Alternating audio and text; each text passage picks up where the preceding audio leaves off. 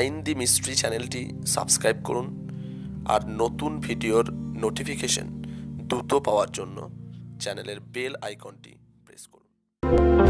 Hi friends, welcome to my Namaste. आज 16 সেশনে আমরা পৌঁছেছি। আজ আমরা আলোচনা করব একটা গুরুত্বপূর্ণ বিষয় নিয়ে। আমরা সকলেই জানি যে এখন মাধ্যমিক এবং উচ্চ মাধ্যমিকের রেজাল্ট সবাই কি করবে এই রেজাল্ট। সমস্ত ছাত্রছাত্রীদের উদ্দেশ্যে আজকের এই সেশন। সেই সমস্ত ছাত্রছাত্রীদের আমি উদ্দেশ্যে এই কথাই বলবো যারা মাধ্যমিক এবার পাশ করবে তাদের একটা কথাই বলবো যে তোমরা তোমাদের পরবর্তী জীবনে কি নিয়ে পড়াশোনা করবে সেটা ঠিকঠাক আগে চুজ করবে। অর্থাৎ এর উপর নির্ভর করছে তোমার ভবিষ্যতের পরিবেশ। তুমি একটা কথা বলবো, যারা মাধ্যমিকের রেজাল্টে আজকে বেরিয়েছে, যারা সায়েন্স গ্রুপে বেশি পেয়েছো, নাম্বার বেশি পেয়েছো, তারা যদি ভেবে নাও যে আমরা সায়েন্স নিয়ে পড়াশোনা করবো, সেটা কিন্তু ভুল ভাবনা। শুধুমাত্র নম্বরের ওপর ভিত্তি করে তোমরা কিন্তু সায়েন্স নিয়ে পড়তে যেও না। কেন বলি, দেখা গেল মাধ্যমিকের সিলেবাস এবং এইচএস বা উচ্চ মাধ্যমিকের সিলেবাসের মধ্যে একটা কিন্তু বিস্তর ফারাক থেকে থাকে। তো মাধ্যমিকে আমরা সায়েন্স গ্রুপে যদি 90% না 95% মার্কস পাই, এইচএসের ক্ষেত্রে কিন্তু সেটা অনেকটাই কমে যেতে পারে। যদি তোমার সাবজেক্টের প্রতি ডেপথ থাকে, ভালোবাসা থাকে, তোমার যদি পড়তে ভালো লাগে এবং সেই সাবজেক্টটা সম্বন্ধে তোমার যদি একটা স্বচ্ছ ধারণা থাকে, তাহলে অবশ্যই সায়েন্স নিয়ে পড়াশোনা করো। শুধু নম্বরের ভিত্তিতে পড়াশোনা করো না। কেউ যদি ভেবে থাকো যে সায়েন্স নিয়ে পড়াশোনা করা মানেই আমি সব কিছু পেয়ে যাব, তা কিন্তু নয়। সমস্ত সাবজেক্ট বা বিষয়ের আলাদা আলাদা গুরুত্ব আছে। আর্টস নিয়েও তোমরা পড়াশোনা করতে পারো, আর্টস নিয়ে পড়াশোনা করেও তোমরা কিন্তু ভালো জায়গায় পরবর্তীকালে যেতে পারো। এটা চুজ করো তোমরা তোমাদের নিজের ক্যাপাবিলিটি কতটা, নিজের ক্ষমতা কতটা, তার উপরে নির্ভর করছে কিন্তু পরবর্তী জীবনটা। অর্থাৎ দেখা গেল অনেক ছাত্রছাত্রীদের মধ্যে প্রবণতা এটাই থাকে যে পারিবারিক চাপ হোক বা বন্ধু বান্ধবদের চাপে হয় তারা কি হয় সায়েন্স নিয়ে পড়াশোনা করে। তার ফলস্বরূপ কি হয়, এইচএসে তাদের ব্যাক আসে, রেজাল্ট খারাপ হয়, তারা খুব ভেঙে পড়ে, পরবর্তী জীবনে তারা তাদের কেরিয়ার নির্বাচনের ক্ষেত্রে খুব সমস্যার মধ্যে পড়ে যায়। তো সেই সমস্ত ছাত্রছাত্রীদের উদ্দেশ্যে একটাই কথা বলবো, তোমরা যদি পড়তে চাও, তোমাদের যে ভালো লাগা সাবজেক্ট, তোমরা যেটা নিয়ে বেশি স্বচ্ছন্দ প্রকাশ করো, সেই সাবজেক্ট নিয়ে পড়াশোনা করো। তাতে দেখবে তোমার উচ্চ মাধ্যমিকের রেজাল্ট আরও ভালো হবে। অনেক ছাত্রছাত্রীদের মনের মধ্যে এটাই প্রবণতা থাকে যে না, আমি পরবর্তীতে আমি মিউজিক নিয়ে, আমি আর্ট বা শিল্প নিয়ে কিছু করতে চাই। তো তাদের উদ্দেশ্যে একটাই কথা, তোমরা তোমাদের এইচএসে যে সিলেবাস, সেই সিলেবাসে তোমাদের যে স্ট্রিম চুজ করবে, সেই স্ট্রিমে অবশ্যই তাহলে মিউজিক রাখো, আর্ট রাখো। কারণ পরবর্তীকালে তোমরা যখন গ্র্যাজুয়েশনের ক্ষেত্রে তোমরা যখন মাস্টার্স করবে বা গ্র্যাজুয়েট করবে, তখন সেই সমস্ত সাবজেক্টগুলো কিন্তু তোমাকে একটা ভালো জায়গায় নিয়ে যেতে পারে। আমি আবার বলছি, সাবজেক্ট ডাজন্ট ম্যাটার। কোনো বিষয় কিন্তু ছোট নয় বা কোনো বিষয় কিন্তু বড় নয়, সর্বদা নির্ভর করছে সেই বিষয়টার প্রতি তোমার গভীরতা কতটা। এটা কিন্তু একটা খুবই গুরুত্বপূর্ণ দিক। তো 11-12 পড়ার সময় তোমাদের কিন্তু এটা মাথায় রাখতে হবে, 11 এবং 12 দুটো ক্লাসকে সমান গুরুত্ব দিয়ে পড়াশোনা করো। এরপর আমরা আসবো উচ্চ মাধ্যমিকের রেজাল্ট সামনে। তো সেই উচ্চ মাধ্যমিকের রেজাল্টের পর তো আসল জীবন, অর্থাৎ আমাদের জীবনের পথে আমরা কিন্তু আসল জায়গায় আমরা এবার যেতে শুরু করব। সেখানে আমাদের কিন্তু আমাদের কেরিয়ার যে নির্বাচন, সেই কেরিয়ার নির্বাচন যদি সঠিক না হয়, তাহলে কিন্তু আমরা ভবিষ্যতে আমাদের সমস্যার মধ্যে পড়তে হয়। তো এই উচ্চ মাধ্যমিকের পর কিন্তু জীবনের সব থেকে ভাইটাল দিক, এই জায়গাটা কিন্তু তোমাদেরকে ঠিকঠাক করে আগে নির্বাচন করতে হবে যে তোমরা কোন পথে গেলে জীবনে সাকসেস পেতে পারো। উচ্চ মাধ্যমিকের পর জীবনের প্রতিটি পদক্ষেপ কিন্তু ভেবে চিন্তা আমাদেরকে নিতে হবে, কারণ এর ওপর নির্ভর করছে আমার জীবন। অর্থাৎ উচ্চ মাধ্যমিকের পর তারা যদি, অনেকেই যদি মনে করো যে না আমরা জেনারেল লাইন নিয়ে পড়াশোনা করবো, অর্থাৎ জেনারেল নিয়ে মাস্টার্স ডিগ্রি করবো, গ্র্যাজুয়েট হবো, সেক্ষেত্রে তোমরা তোমাদের সাবজেক্ট ওরিয়েন্টেড সাবজেক্ট নিয়ে মাস্টার্স করতে পারো, গ্র্যাজুয়েট করার পর মাস্টার্স করবে।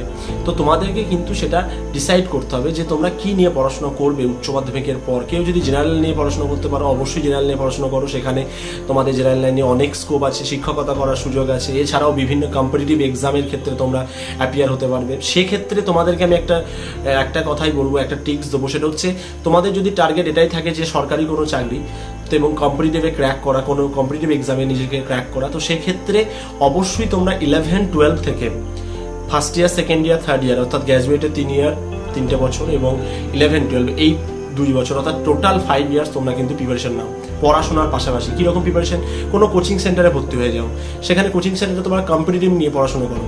পড়াশোনার পাশাপাশি মেন তোমার যে স্ট্রিম, সেই স্ট্রিমের পাশাপাশি তোমরা কম্পিটিটিভ লাইন নিয়ে পড়াশোনা করো।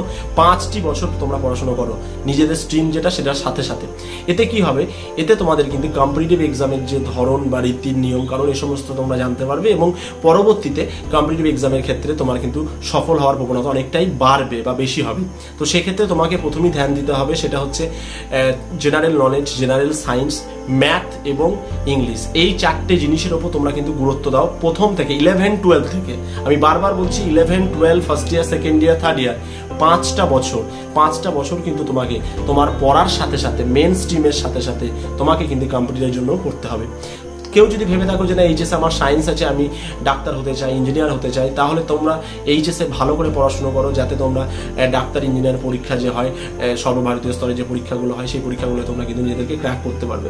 এবছরে তোমরা দেখেছো যে আর 300 থেকে 400 জন পাস করেছে অল ইন্ডিয়া বেসিসে যে জয়েন্ট এক্সাম, অবশ্যই মেডিকেলে, সেখানে কিন্তু সকলেই পাস করতে পারেনি, কারণ সর্বভারতীয় পরীক্ষার ক্ষেত্রে আমরা বাঙালিরা অনেকটাই পিছিয়ে আছি। তো তোমাদের সেই জায়গায় নিজেকে কিন্তু আরও বেশি উন্নত করতে হবে। তো সেই জন্য তোমাদের 11-12 থেকে কিন্তু ভালো করে পড়াশোনা করতে হবে, কারণ তোমার এম যদি ইঞ্জিনিয়ারিং হয়, তোমার এম যদি ডাক্তার হয়, সেই ক্ষেত্রে পড়াশোনার জন্য তোমরা কোনো ভালো কোচিং সেন্টারে পড়তে পারো, তার সাথে সাথে বাড়িতে হোম ওয়ার্ক করবে, হোম স্টাডি করবে, গ্রুপ স্টাডি করবে, সব মিলে তোমাদের একটা ভালো কম্পিটিশনের জায়গা কিন্তু নিজেদেরকে তৈরি করতে হবে, যাতে তোমরা পরবর্তীকালে সেই সমস্ত জায়গায় সফল হতে পারো। আমি ছেড়ে দিলাম ইঞ্জিনিয়ারিং, ডাক্তার, শিক্ষকতা চাকরি, পিএইচডি, এমফিল, এই সমস্ত চাকরি বাদ দিয়ে আমি যদি যাই একদম নর্মাল লাইনে, দেখা গেল কারোর ক্যাপাবিলিটি পড়াশোনার ডিপলি পড়াশোনার মধ্যে নেই, তার শারীরিক সক্ষমতা অনেক বেশি, সে অনেক সুপুরুষ, সে দেখতে ভালো, তার হাইট আছে, সব কিছু আছে, শরীর স্বাস্থ্য ভালো, সে যদি ভাবে যে আমি ডিফেন্স লাইনে যাব, তাহলে সে 11-12 থেকেই মাঠ করা শুরু করুক, বা তার আগে থেকে মাঠ করা শুরু করুক, সে লং জাম্প, হাই জাম্প, দৌড়ঝাঁপ করুক, তার সাথে সাথে সে কম্পিটিটিভের যে ন্যূনতম পড়াশোনা, অর্থাৎ সেই সমস্ত পরীক্ষায় পাশ করতে গেলে যে পড়াশোনা হয় সেটাও সমান্তরালে চালিয়ে যাক, কিন্তু রীতিমতো এক্সারসাইজ কিন্তু তাকে মাস্ট করতেই হবে।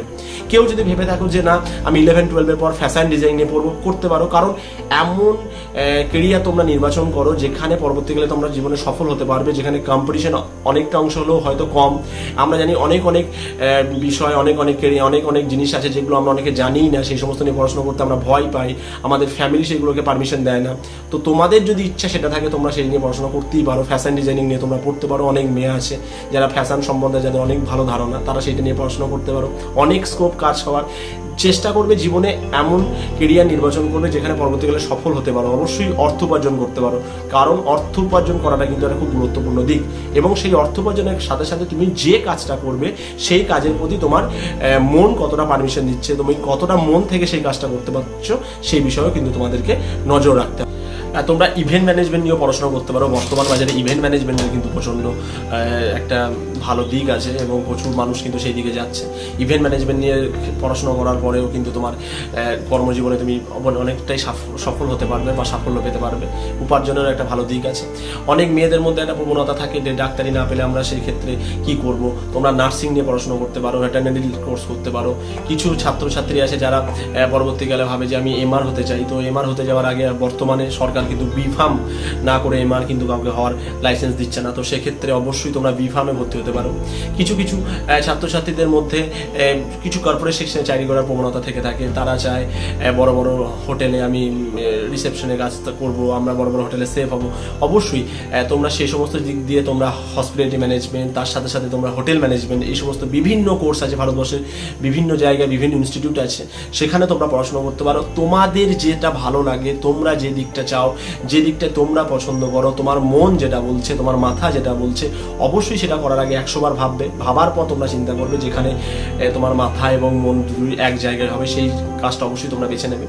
আমরা দেখতে পাই হোটেল ম্যানেজমেন্টের ক্ষেত্রে এখন প্রচুর স্কোপ আছে। হোটেল ম্যানেজমেন্টের ক্ষেত্রে যে কোনো জায়গায় হোটেল ম্যানেজমেন্ট কোর্স করার পর দেখা যায় এত চাহিদা যে সেক্ষেত্রে 18K বা 20K পার মান্থ স্যালারি, তোমার কোনো সমস্যাই হবে না, এটা তোমরা করতে পারো। তার সাথে সাথে আমরা দেখতে পাবো যে কিছু জিনিস, যে বিষয়গুলোর প্রতি আমাদের সেরকম চিন্তাভাবনাই থাকে না, যেমন গার্ডেনিংয়ের ক্ষেত্রেও কিন্তু যারা খুব ভালো গার্ডেনিং করতে পারো, তারা ভেবো না যে আমরা পড়াশোনা ঠিকঠাক করতে পারছি না এবং আমরা কিছু জীবনে সফল হতে পারবো না। না, তোমরা পারবে। গার্ডেনিং যারা করতে পারো তারা গার্ডেনিং নিয়ে পড়াশোনা করতে পারো। সেই ক্ষেত্রে দেখবে ব্যাঙ্গালোর এবং হায়দ্রাবাদের বিভিন্ন জায়গায় গার্ডেনিংয়ের বড় বড় ব্যবস্থা আছে, সেই ক্ষেত্রে তোমরা সেই সমস্ত জায়গায় মান্থলি 70,000 থেকে 50,000-এর চাকরি পেতে পারো। তো তোমাদের নিজস্ব কেরিয়ার নির্বাচনের ক্ষেত্রে অনেকটা গুরুত্বপূর্ণ দিক কিন্তু তোমাদেরকে নিতে হবে, কারণ তোমাদের জীবন তোমরা কিভাবে এগিয়ে নিয়ে যেতে পারবে সেটা কিন্তু তোমাদের উপর নির্ভর করছে। এছাড়াও আমরা যদি দেখি যাদের গানের গলা ভালো, তারা গান নিয়ে পরবর্তীকালে এগিয়ে যেতে পারো। যারা মডেলিং করতে চাও, অবশ্যই মডেলিং করতে পারো, সেক্ষেত্রেও একটা সুযোগ আছে। যারা ডান্সার বা ডান্স করতে খুব ভালো, পড়াশোনাতেও ভালো, তার সাথে সাথে তুমি দেখতেছো যে আমার মন পড়াশোনা থেকেও ডান্সের দিকে বেশি এগিয়ে যাচ্ছে, তারা ডান্স বা নাচ করতে পারো, নাচ নিয়ে পড়াশোনা করবে, নাচ আরও শিখবে, ভবিষ্যতে অবশ্যই সফল হবে। কারণ বর্তমানে প্রচুর প্ল্যাটফর্ম আমরা এমন একটা যুগে এসে দাঁড়িয়েছি যেখানে কোনো কাজই ছোট নয়, সব দিক দিয়ে কিন্তু বিভিন্ন ক্ষেত্র প্রস্তুত আছে, সেখানে তোমাকে শুধু নিজেকে মেলে ধরতে হবে। কেউ যদি ভেবে থাকো যে না আমি এই পড়াশোনার প্রতি আমার মন নেই, খেলাধুলার প্রতি আমার মন, খেলাধুলো করতে পারো, খেলাধুলোর সাথে সাথে তুমি আরও ভালো জায়গায় খেলাধুলার কোচিং নিতে পারো যাতে তুমি ভবিষ্যতে সেই জায়গায় আরও বেশি সফল হতে পারো। এর সাথে সাথে আরও অনেক টুকরো টুকরো জিনিস আছে, যেমন স্ট্যাম্প কালেকশন, এইগুলোও যে পরবর্তীকালে ভবিষ্যতে কতটা আমাদের তোমাদের সাহায্য করবে সেই ক্ষেত্রেও তোমাদের কোনো আইডিয়া নেই। এই সমস্ত জায়গাগুলোও কিন্তু অনেকটা গুরুত্বপূর্ণ কিন্তু কেরিয়ার নির্বাচনের ক্ষেত্রে। তো কেরিয়ার নির্বাচনটা এমন হোক যে ক্ষেত্রে তুমি ভবিষ্যতে সফল হতে পারবে, এবং যে ক্ষেত্রে সফল হওয়া মানে অবশ্যই বলছি আর্থিকভাবে উপার্জন করা, এবং তার সাথে সাথে মেন্টালি একটা স্যাটিসফ্যাকশন কাজ করে, সেটা তো তোমার থাকবেই। অনেকে চিন্তা ভাবনা থাকে যে আমি বড় বিজনেসম্যান হবো বা ব্যবসা করবো, সেক্ষেত্রেও তোমার ন্যূনতম জ্ঞান দরকার। তুমি বিবিএ করতে পারো, এমবিএ করতে পারো, সেক্ষেত্রে তুমি ব্যবসা সম্পর্কে জানো। আমরা একটা জিনিস জানি, কোনো কিছু করার আগে আমাদেরকে সেটা ভাবতে হয়। তো ব্যবসাও এমন একটা জিনিস যেখানে তোমাকে ভাবতে হবে, চিন্তা করতে হবে, তোমার বুদ্ধিকে প্রয়োগ করতে হবে। তোমরা এমবিএ করতে পারো। যারা সায়েন্স নিয়ে বা কম্পিউটার নিয়ে পড়াশোনার ক্ষেত্রে যাদের খুব আগ্রহী, তারা কম্পিউটার সায়েন্স নিয়ে পড়াশোনা করতে পারো এইচএসে, পরবর্তীকালে সেটাকে নিয়ে গ্র্যাজুয়েট এবং মাস্টার্স করতে পারো। যে অনেকেরই ওয়েব ডিজাইন খুব ভালো, অর্থাৎ কম্পিউটারে অনেক ভালো ভালো কাজ জানে, তারা ওয়েব ডিজাইনিং নিয়েও তোমরা পড়াশোনা করে দেখতে পারো, অনেক মান্থলি প্রচুর টাকা ইনকাম করা যেতে পারে। অনেক সেকশন আছে। তোমরা যদি কমার্স নিয়ে পড়াশোনা করো সেক্ষেত্রেও দেখবে যে চার্টার অ্যাকাউন্ট হতে পারো, অ্যাকাউন্টেন্ট হতে পারো। বর্তমানে জিএসটি দরুন বিভিন্ন বড় বড় কোম্পানিতে কিন্তু প্রচুর পরিমাণে কমার্সের ছেলেকে নিয়োগ করা হচ্ছে। তো সেক্ষেত্রে কমার্স কিন্তু বর্তমান যুগে একটা খুব ভাইটাল একটা স্ট্রিম। কারণ আমি একটা জিনিস বলছি, সায়েন্স এবং আর্টসের যে চাহিদা, সেই চাহিদার সাথে সাথে কমার্সের চাহিদাটা তুলনামূলকভাবে অনেকটা কমে গেছিলো। তো সেই জায়গাটায় তোমরা কিন্তু নিজেদেরকে ফোকাস করতে পারো যে এই জায়গাগুলো এখনও কিন্তু অনেকটা ফ্রি আছে। তো কম্পিটিশনের জায়গাটা সেই ক্ষেত্রে হলে অনেকটা হলেও তোমাদের কম হবে। তো তোমরা সেই নিয়েও পড়াশোনা করতে পারো। কমার্সের থেকেও তোমাদের নানা রকম সুবিধা পেতে পারো, ব্যাংকিং জব ক্ষেত্রে শুরু করে চার্টার অ্যাকাউন্ট যেটা আমি বললাম, এছাড়াও বড় বড় কোম্পানিতে তোমাকে অডিটর হিসেবে রাখতে পারে। তো এই জিনিসগুলো কিন্তু তোমাদেরকে মাথায় রাখতে হবে। তো এই কাউন্সিলিংয়ের যে আজকে এই ফার্স্ট যে এপিসোড, সেই এপিসোডটা আজকে এখানে আমরা শেষ করছি। এই সেশন নিয়ে আমরা আবার সেকেন্ড এপিসোডে আসবো, যেখানে আমরা পুঙ্খানুপুঙ্খানুভাবে আরও কী কী জায়গায় আমরা যেতে পারি সেই বিষয় নিয়ে আলোচনা করবো। আজকের আমাদের ভিডিও যদি তোমাদের ভালো লেগে থাকে, আজকের আমাদের সেশন যদি তোমাদের ভালো লেগে থাকে, অতি অবশ্যই আমাদের চ্যানেলটি সাবস্ক্রাইব করবে, এবং তোমাদের কোনো ইনকোয়ারি থাকলে কমেন্ট বক্সে অবশ্যই লিখবে। আর আমাদের চ্যানেলটি সাবস্ক্রাইব করার সাথে সাথে আমাদের চ্যানেলে যে বেল আইকন আছে সেটা অবশ্যই প্রেস করবে। ধন্যবাদ।